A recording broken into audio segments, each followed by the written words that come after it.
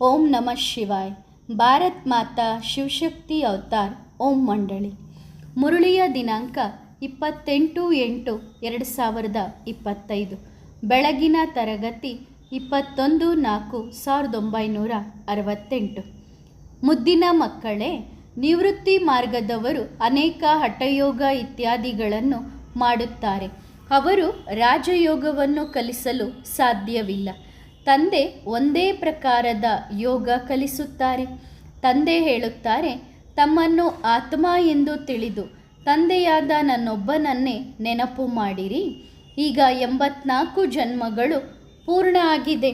ಪಾವನರಾಗಬೇಕು, ವಾಪಸ್ ಮನೆಗೆ ಹೋಗಬೇಕು.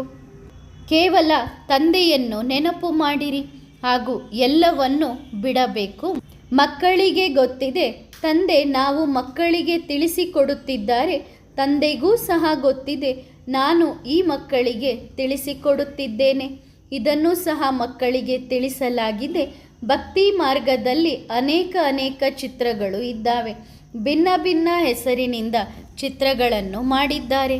ಹೇಗೆ ಮಕ್ಕಳನ್ನು ನೇಪಾಳದ ಕಡೆಗೆ ಕಳುಹಿಸಿದಾಗ ಅಲ್ಲಿ ಭಗವಂತನನ್ನು ಪಾರಸನಾಥನ ರೂಪದಲ್ಲಿ ಪೂಜಿಸುತ್ತಾರೆ. ಪಾರಸನಾಥನ ಬಹಳ ದೊಡ್ಡ ಮಂದಿರ ಅಲ್ಲಿ ಇದೆ. ಆದರೆ ಬೇರೆ ಏನೂ ಇಲ್ಲ. 4 ಬಾಗಿಲುಗಳು ಇದ್ದಾವೆ, 4 ಮೂರ್ತಿಗಳು ಇದ್ದಾವೆ. 4ನೆಯದಾಗಿ ಕೃಷ್ಣನನ್ನು ಇಟ್ಟಿದ್ದಾರೆ. ಮೊದಲು ಈ ರೀತಿ ಇತ್ತು. ಬಹಳ ಮಾಡಿ ಈಗ ಚೇಂಜ್ ಮಾಡಿರಬಹುದು. ಅವರು ಪಾರಸನಾಥ ಎಂದು ಯಾರಿಗೆ ಹೇಳುತ್ತಾರೆ? ಅವಶ್ಯವಾಗಿ ಶಿವ ತಂದೆಗೆ ಹೇಳುತ್ತಾರೆ.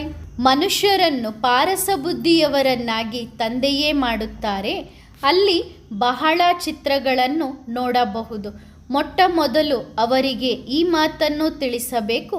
ಮೊದಲು ಶ್ರೇಷ್ಠಾತಿ ಶ್ರೇಷ್ಠ ಭಗವಂತ ಆಗಿದ್ದಾರೆ.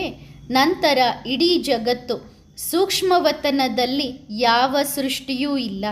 ಮೊಟ್ಟ ಮೊದಲು ಶ್ರೇಷ್ಠ ಭಗವಂತ, ನಂತರ ಲಕ್ಷ್ಮೀನಾರಾಯಣ ಅಥವಾ ವಿಷ್ಣು ಶ್ರೇಷ್ಠ ಆಗುತ್ತಾರೆ. ವಾಸ್ತವದಲ್ಲಿ ವಿಷ್ಣುವಿನ ಮಂದಿರ ತಪ್ಪಾಗಿದೆ. ವಿಷ್ಣುವಿಗೆ ಚತುರ್ಭುಜಗಳನ್ನು ಅಂದರೆ 4 ಕೈಗಳನ್ನು ತೋರಿಸುತ್ತಾರೆ. 4 ಕೈಗಳು ಯಾವ ಮನುಷ್ಯರಿಗೂ ಇರುವುದಿಲ್ಲ. ತಂದೆ ತಿಳಿಸುತ್ತಿದ್ದಾರೆ, ಈ ಲಕ್ಷ್ಮೀನಾರಾಯಣರು ಒಟ್ಟಿಗೆ ಇರುವ ಸ್ವರೂಪವನ್ನೇ ವಿಷ್ಣುವಿನ ರೂಪದಲ್ಲಿ ತೋರಿಸಲಾಗಿದೆ. ಲಕ್ಷ್ಮೀನಾರಾಯಣ ಇಬ್ಬರು ಬೇರೆ ಬೇರೆ ಇದ್ದಾರೆ. ಈ ಸೃಷ್ಟಿಯಲ್ಲಿ 4 ಭುಜ ಇರುವಂತಹ ಯಾವ ಮನುಷ್ಯರು ಇರುವುದಿಲ್ಲ. ಸೂಕ್ಷ್ಮವತನದಲ್ಲಿ ವಿಷ್ಣುವಿಗೆ 4 ಭುಜಗಳನ್ನು ತೋರಿಸಿದ್ದಾರೆ.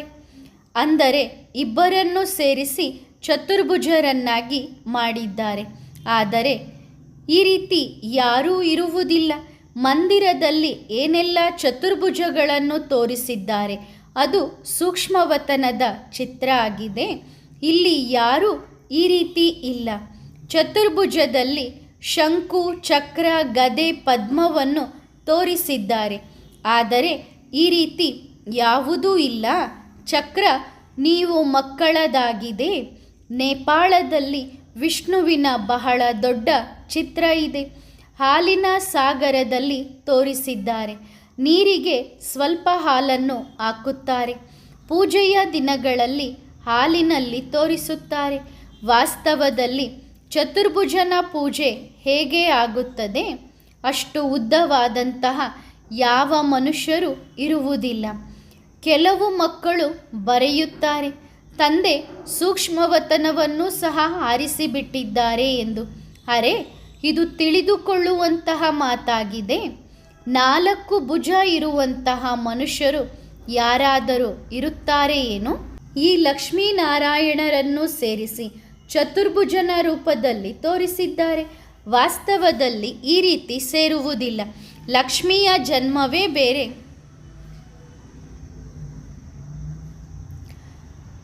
ವಾಸ್ತವದಲ್ಲಿ ಈ ರೀತಿ ಸೇರುವುದಿಲ್ಲ. ಲಕ್ಷ್ಮಿಯ ಜನ್ಮವೇ ಬೇರೆ, ನಾರಾಯಣನ ಜನ್ಮವೇ ಬೇರೆ. ರಾಧೆ ಬೇರೆ, ಕೃಷ್ಣ ಬೇರೆ. ತಂದೆ ತಾಯಿ ಇಬ್ಬರಿಗೂ ಬೇರೆ ಬೇರೆ ಇರುತ್ತಾರೆ. ಇಬ್ಬರೂ ಒಟ್ಟಿಗೆ ಹೇಗೆ ಆಗಲು ಸಾಧ್ಯ? ಇದು ಸಹ ಬುದ್ಧಿಯಲ್ಲಿ ವಿಚಾರ ಬರಬೇಕು. ಪುರುಷರ ಆಯಸ್ಸು ದೀರ್ಘ ಇರುತ್ತದೆ, ಸ್ತ್ರೀ ಆಯಸ್ಸು ಸಣ್ಣದಿರುತ್ತದೆ. ಅಂದ ಮೇಲೆ ಚತುರ್ಭುಜ ಯಾವ ರೀತಿ ಆಗುತ್ತಾರೆ? ಈ ರೀತಿ ತೋರಿಸಿದ್ದಾರೆ ಅಂದ ಮೇಲೆ ಅವಶ್ಯವಾಗಿ ಹೇಳುತ್ತಾರೆ. ಆದರೆ ತಂದೆ ತಿಳಿಸುತ್ತಿದ್ದಾರೆ, ಇದು ಭಕ್ತಿ ಮಾರ್ಗದ ಶಾಸ್ತ್ರಗಳು, ಚಿತ್ರಗಳು ಆಗಿದ್ದಾವೆ. ಈಗ ಅದೆಲ್ಲವನ್ನು ಬಿಡಬೇಕು. ಈಗ ಭಕ್ತಿ ಮಾರ್ಗ ಸಂಪೂರ್ಣ ಆಗುತ್ತಿದೆ. ಆ ಎಲ್ಲ ಮಾತುಗಳನ್ನು ಮರೆಯಿರಿ. ಈಗ ನಾವು ವಾಪಸ್ ಮನೆಗೆ ಹೋಗಬೇಕು. ಇವರ ಹೆಸರೇ ಲಕ್ಷ್ಮೀನಾರಾಯಣ ಆಗಿದೆ. ಉಳಿದದ್ದು ಪಾರಸಪುರಿ. ಪಾರಸಪುರಿಯನ್ನು ಬಂಗಾರ ಯುಗ ಎಂದು ಹೇಳಲಾಗುತ್ತದೆ. ಒಂದೊಂದು ಮಾತನ್ನು ಸ್ಪಷ್ಟವಾಗುತ್ತದೆ. ಹೇಗೆ ತಂದೆ ತಿಳಿಸುತ್ತಿದ್ದಾರೆ, ಈ ರೀತಿ ಯಾರು ವಿಷ್ಣುವಿನ ಅರ್ಥವನ್ನು ತಿಳಿಸಲು ಸಾಧ್ಯವಿಲ್ಲ, ತಿಳಿದುಕೊಂಡಿಲ್ಲ. ಭಗವಂತ ಸ್ವಯಂ ತಿಳಿಸುತ್ತಿದ್ದಾರೆ. ಭಗವಂತ ಎಂದು ಶಿವ ತಂದೆಗೆ ಹೇಳಲಾಗುತ್ತದೆ. ಭಗವಂತ ಒಬ್ಬರೇ ಆಗಿದ್ದಾರೆ. ಒಬ್ಬ ತಂದೆಯ ಹೆಸರನ್ನು ಭಕ್ತಿ ಮಾರ್ಗದಲ್ಲಿ ಅನೇಕ ಹೆಸರುಗಳನ್ನು ಇಟ್ಟಿದ್ದಾರೆ. ನೀವೀಗ ಅನೇಕ ಹೆಸರುಗಳನ್ನು ತೆಗೆದುಕೊಳ್ಳಬೇಕಾಗಿಲ್ಲ. ಭಕ್ತಿ ಮಾರ್ಗದಲ್ಲಿ ಬಹಳಷ್ಟು ಪೆಟ್ಟುಗಳನ್ನು ತಿನ್ನುತ್ತಾ ಬಂದಿದ್ದೇವೆ. ನೀವೂ ಸಹ ಪೆಟ್ಟುಗಳನ್ನು ತಿಂದಿದ್ದೀರಿ. ಈಗ ಅಲ್ಲಿ ಮಂದಿರಗಳನ್ನು ನೋಡಲು ಹೋಗುತ್ತೀರಿ.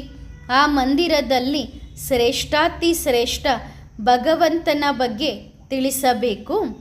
ಸುಪ್ರೀಂ ಆತ್ಮ ನಿರಾಕಾರ ಪರಮಪಿತ ಪರಮಾತ್ಮ ಆಗಿದ್ದಾರೆ.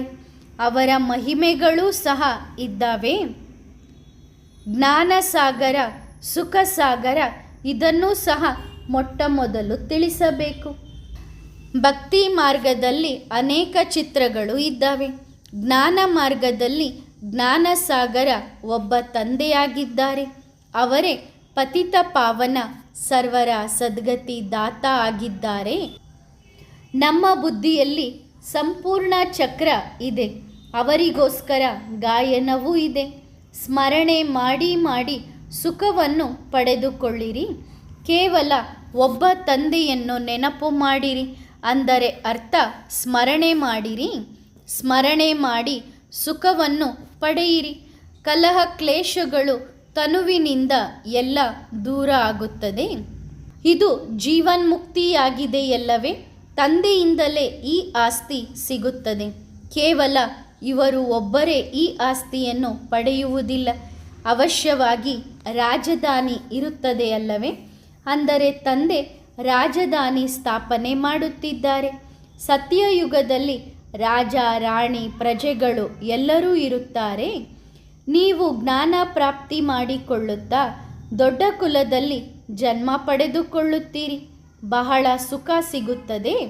ಅಂದರೆ ಮತ್ತೆ ಆ ಸ್ವರ್ಗದ ಸ್ಥಾಪನೆಯಾಗುತ್ತದೆ.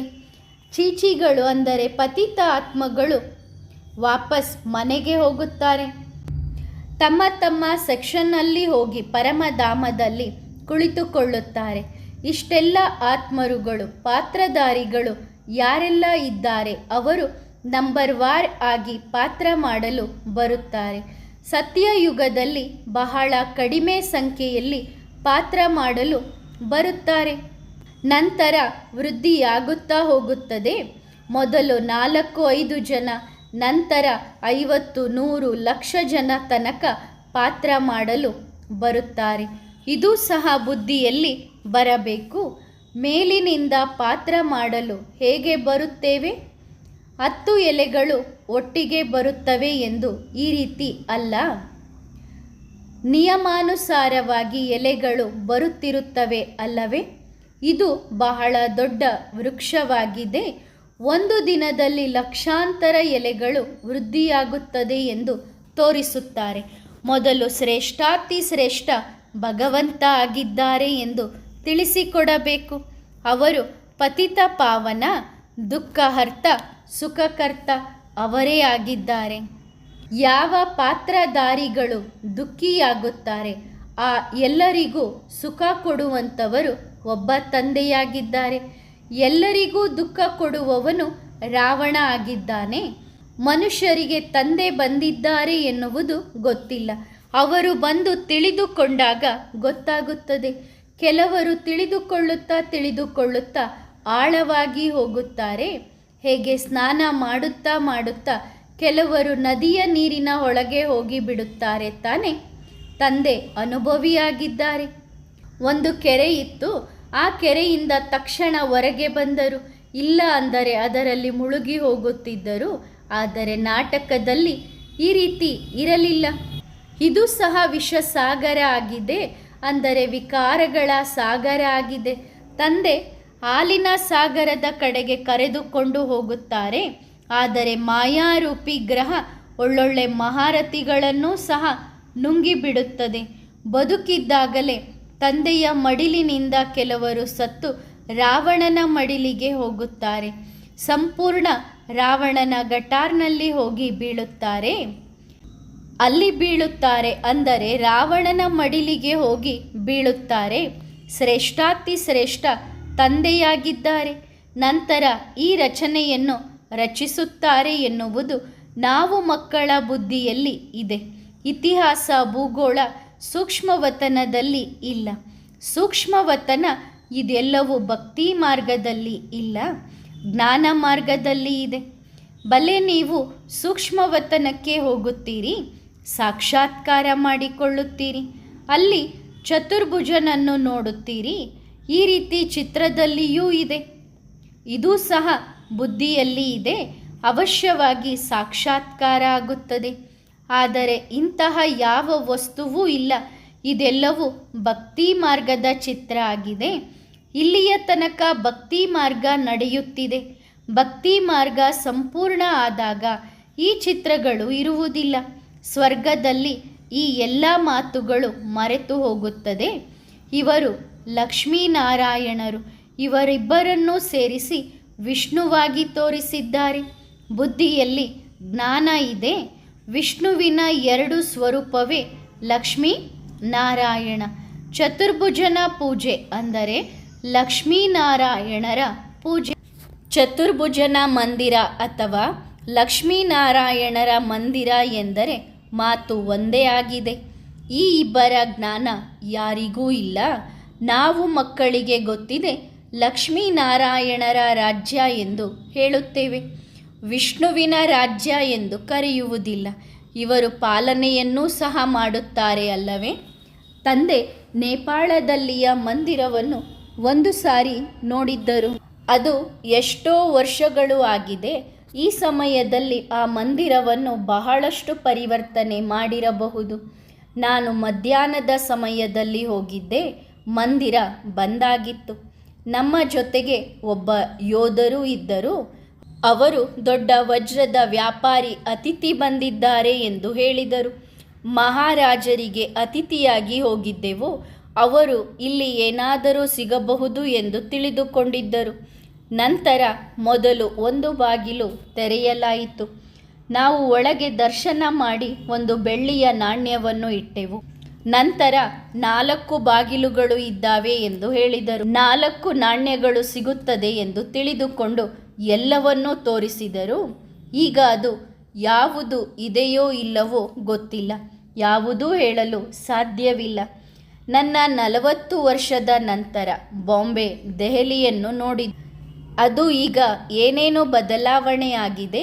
ನೇಪಾಳದಲ್ಲೂ ಸಹ ಬದಲಾವಣೆಯಾಗಿದೆ. ಆ ಸಮಯದಲ್ಲಿ ರಾಜ ಕೋಟೆಯ ಒಳಗೆ ಇರುತ್ತಿದ್ದ. ಅವರು ಯಾರನ್ನೂ ಸಹ ಭೇಟಿಯಾಗುತ್ತಿರಲಿಲ್ಲ.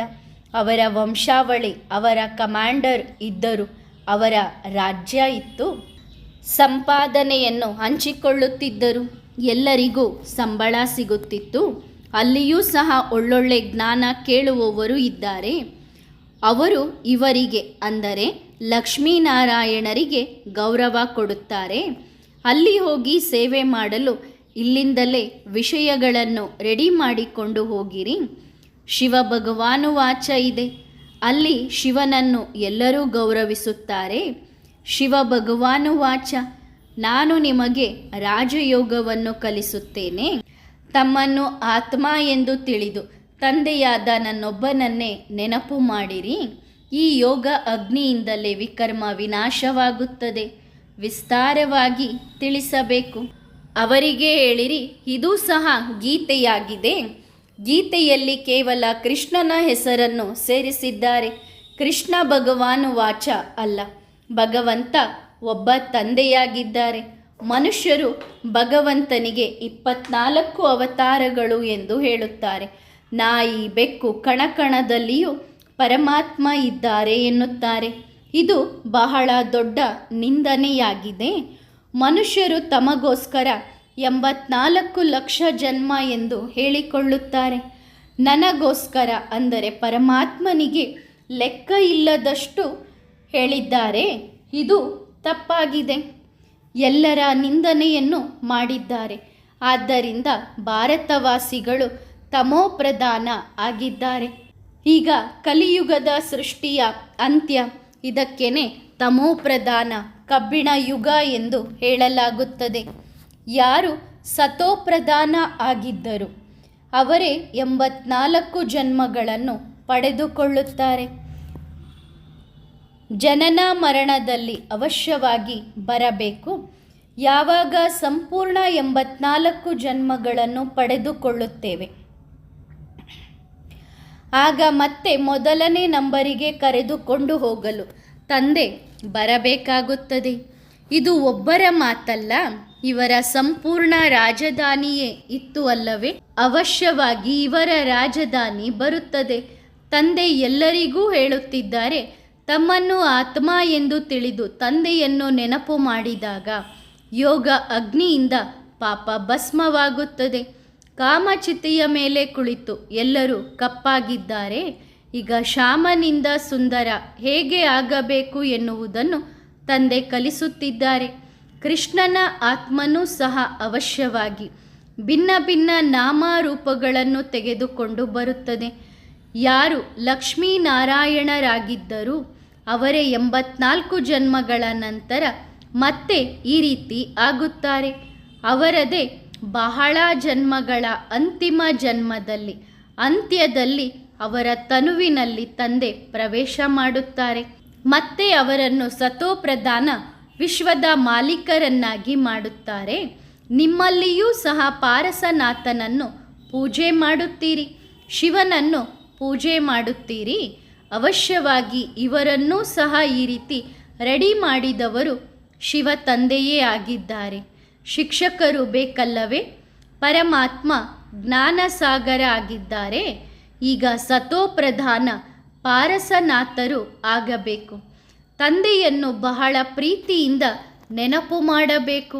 ಅವರೇ ಎಲ್ಲರ ದುಃಖವನ್ನು ದೂರ ಮಾಡುವಂಥವರು.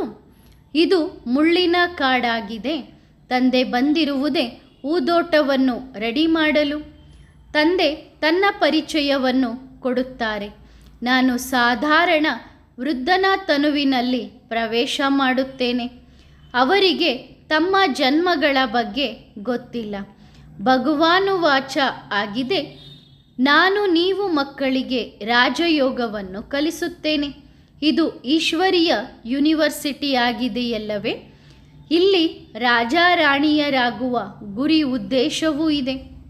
ಜೊತೆಗೆ ಅವಶ್ಯವಾಗಿ ಪ್ರಜೆಗಳನ್ನು ರೆಡಿ ಮಾಡಿಕೊಳ್ಳಬೇಕಾಗುತ್ತದೆ. ಮನುಷ್ಯರು ಯೋಗಗಳನ್ನು ಬಹಳ ಮಾಡುತ್ತಾ ಬಂದಿದ್ದಾರೆ, ಆದರೆ ಏನನ್ನು ತಿಳಿದುಕೊಂಡಿಲ್ಲ. ನಿವೃತ್ತಿ ಮಾರ್ಗದವರು ಅನೇಕ ಪ್ರಕಾರದ ಹಠಯೋಗಗಳನ್ನು ಮಾಡುತ್ತಾರೆ. ಅವರು ರಾಜಯೋಗವನ್ನು ಕಲಿಸಲು ಸಾಧ್ಯವಿಲ್ಲ. ತಂದೆಯದು ಒಂದೇ ಪ್ರಕಾರದ ಯೋಗ ಆಗಿದೆ. ಕೇವಲ ತಂದೆ ಹೇಳುತ್ತಾರೆ, ತಮ್ಮನ್ನು ತಾವು ಆತ್ಮ ಎಂದು ತಿಳಿದುಕೊಂಡು ನನ್ನೊಬ್ಬನನ್ನೇ ನೆನಪು ಮಾಡಿರಿ. ಈಗ ನಿಮ್ಮ 84 ಜನ್ಮಗಳು ಪೂರ್ಣವಾಗಿದೆ. ವಾಪಸ್ ಮನೆಗೆ ಹೋಗಬೇಕು. ಈಗ ಪಾವನರು ಆಗಬೇಕು. ತಂದೆಯನ್ನು ನೆನಪು ಮಾಡಿರಿ. ಅನ್ಯ ಎಲ್ಲವನ್ನು ಬಿಡಬೇಕು. ಭಕ್ತಿ ಮಾರ್ಗದಲ್ಲಿ ನೀವು ಭಗವಂತನ ಎದುರಿಗೆ ಗಾಯನ ಮಾಡುತ್ತಿದ್ದೀರಿ. ಭಗವಂತ, ನೀನು ಯಾವಾಗ ಬರುತ್ತೀಯ? ಆಗ ನಾನು ಅನ್ಯ ಎಲ್ಲ ಸಂಘಗಳನ್ನು ಬಿಟ್ಟು ನಿನ್ನ ಸಂಘದಲ್ಲಿ ಇರುತ್ತೇನೆ. ಅವಶ್ಯವಾಗಿ ಆ ತಂದೆಯಿಂದ ಆಸ್ತಿ ಸಿಗುತ್ತದೆಯಲ್ಲವೇ? ಈಗ ಭಕ್ತಿ ಮಾರ್ಗ ಹೋಗಿ ಜ್ಞಾನ ಮಾರ್ಗಕ್ಕೆ ಜೈ ಜೈಕಾರ ಆಗಲಿದೆ. ಅರ್ಧಕಲ್ಪ ಸ್ವರ್ಗ, ನಂತರ ನರಕ, ರಾವಣನ ರಾಜ್ಯ ಶುರುವಾಗುತ್ತದೆ. ಈ ರೀತಿ ತಿಳಿಸಿಕೊಡಬೇಕು. ತಮ್ಮನ್ನು ದೇಹ ಎಂದು ತಿಳಿದುಕೊಳ್ಳಬಾರದು. ಆತ್ಮ ಅವಿನಾಶಿಯಾಗಿದೆ. ಆತ್ಮದಲ್ಲಿ ಸಂಪೂರ್ಣ ಪಾತ್ರ ನಿಗದಿಯಾಗಿದೆ. ಆ ಪಾತ್ರವನ್ನು ನೀವು ಅಭಿನಯಿಸುತ್ತಾ ಇದ್ದೀರಿ. ಈಗ ಶಿವ ತಂದೆಯನ್ನು ನೆನಪು ಮಾಡಿ ತಮ್ಮ ಜೀವನದ ದೋಣಿಯನ್ನು ಪಾರು ಮಾಡಿಕೊಳ್ಳಬೇಕು. ಎಲ್ಲರಿಗೂ ಗೌರವ ಕೊಡಬೇಕು. ಸನ್ಯಾಸಿಗಳು ಪವಿತ್ರವಾಗಿರುತ್ತಾರೆ.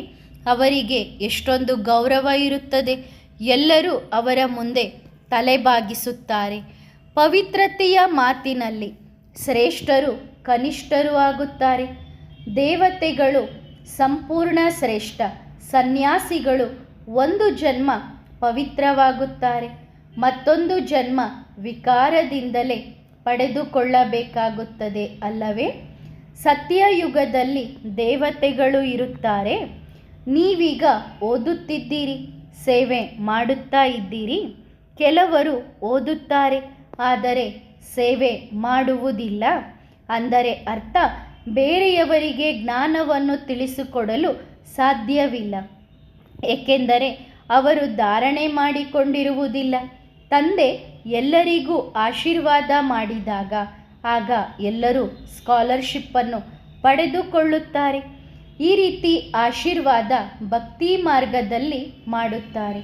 ಸನ್ಯಾಸಿಗಳ ಹತ್ತಿರ ಹೋಗಿ ಕೇಳಿದರೆ, ನಮಗೆ ಗಂಡು ಮಗುವಿನ ಜನ್ಮ ಆಗಲಿ ಎಂದು ಆಶೀರ್ವಾದ ಮಾಡಿರಿ ಎಂದು ಕೇಳಿದಾಗ ಅವರು ಮಾಡುತ್ತಾರೆ. ಒಳ್ಳೆಯದು, ನಿಮಗೆ ಗಂಡು ಮಗುವಿನ ಜನ್ಮವೇ ಆಗಲಿ ಎಂದು ಆಶೀರ್ವಾದ ಮಾಡುತ್ತಾರೆ.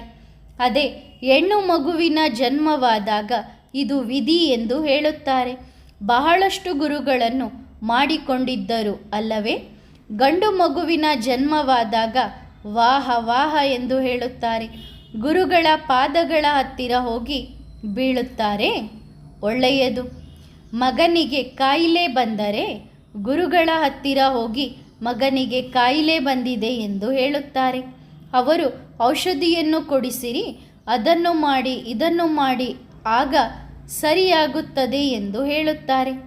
ಅದೇ ಮಗು ಸತ್ತು ಹೋಯಿತು ಅಂದರೆ ಆಗ ಅಳುವುದಕ್ಕೆ, ಕಿರುಚಾಡುವುದಕ್ಕೆ ಪ್ರಾರಂಭ ಮಾಡುತ್ತಾರೆ.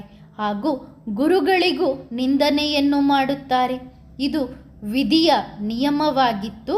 ಅವರು ಮೊದಲೇ ಯಾಕೆ ಈ ರೀತಿ ವಿಧಿ ಇದೆ ಎಂದು ಹೇಳಲಿಲ್ಲ ಎಂದು ಕೇಳುತ್ತಾರೆ.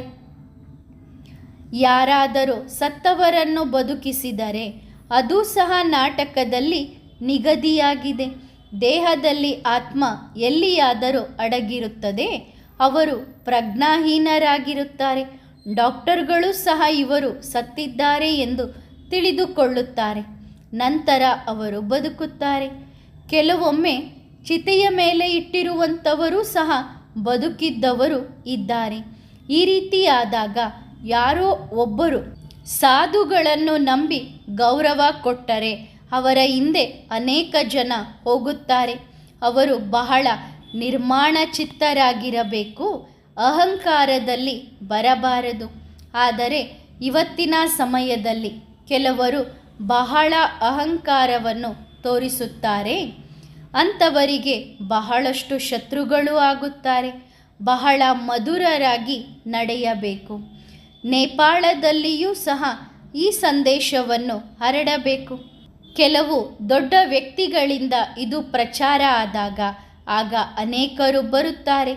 ಈಗ ನೀವು ಮಕ್ಕಳ ಮಹಿಮೆಯ ಸಮಯ ಅಲ್ಲ. ಇಲ್ಲ ಅಂದರೆ ಅವರ ಅಹಂಕಾರವೇ ಮುರಿದು ಹೋಗುತ್ತದೆ. ದೊಡ್ಡ ದೊಡ್ಡ ವ್ಯಕ್ತಿಗಳು ಜಾಗೃತರಾಗಿ ಸಭೆಯಲ್ಲಿ ಕುಳಿತು ಈ ಜ್ಞಾನದ ಮಾತುಗಳನ್ನು ತಿಳಿಸಿದಾಗ ಆಗ ಅನೇಕರು ಬಂದು ಬಿಡುತ್ತಾರೆ. ಯಾವುದೋ ದೊಡ್ಡ ವ್ಯಕ್ತಿಗಳು ಅಥವಾ ಎಂಪಿಯಂತಹ ವ್ಯಕ್ತಿಗಳು ನಿಮ್ಮ ಮಹಿಮೆಯನ್ನು ಮಾಡಿದಾಗ ಭಾರತದ ರಾಜಯೋಗ ಈ ಬ್ರಹ್ಮನ ಮಕ್ಕಳ ವಿನಃ ಅನ್ಯರು ಯಾರೂ ಕಲಿಸಲು ಸಾಧ್ಯವಿಲ್ಲ ಎಂದು ಹೇಳಿದಾಗ ಅನೇಕರು ಬರುತ್ತಾರೆ.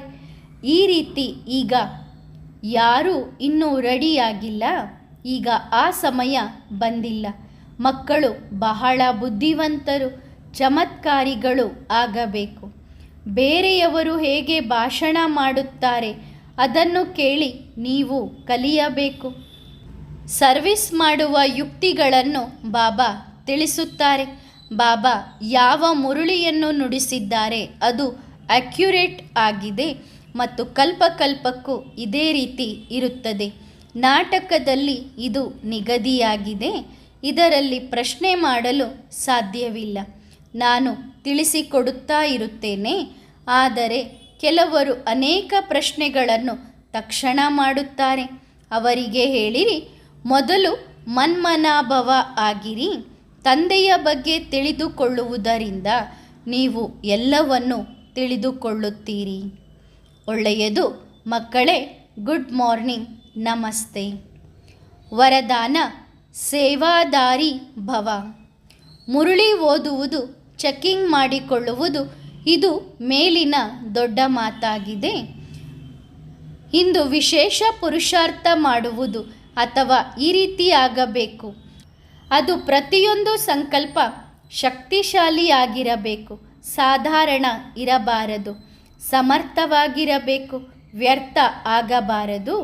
1 ಸೆಕೆಂಡೂ ಸಹ ಸೇವೆಯ ವಿನಃ ಕಳೆಯಬಾರದು. ಇದಕ್ಕೆ ಹೇಳಲಾಗುತ್ತದೆ ಸೇವಾದಾರಿಗಳು ಎಂದು. ಒಳ್ಳೆಯದು. ಓಂ ನಮಃ ಶಿವಾಯ.